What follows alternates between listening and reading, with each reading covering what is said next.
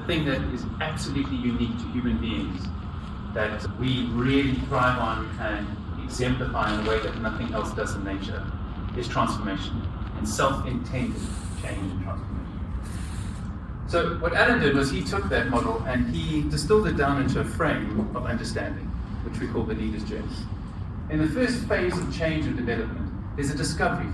So in that discovery phase, what we essentially do is wake up. We wake up to the need to change. And what we get out of that process is essentially an insight. This part of the process is driven by the realization, some form of data, some form of recognition, some form of insight that allows us to wake up to the fact that change is necessary. What do we do with that? Well, ultimately we need to make a decision. Without a decision, without a choice of some kind, there is no change. There is no transformation. Essentially, we need to own up to the fact that something needs to change.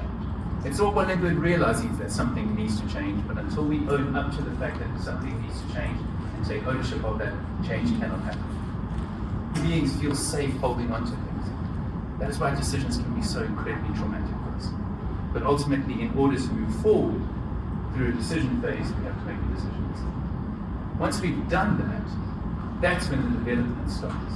In any development, we have to find out what needs to change. We have to decide what that change is required. And that's when the process of development actually starts. Change is difficult. Most of the time, it sucks because it's painful. And the reasons it's painful is because things are having to shift and change. And if we're fortunate enough, we will experience at some point a genuine break or a breakthrough. It's called a breakthrough because who we are in some form or another breaks and changes irreparably. We can't go back. And we move through because the doors close behind us.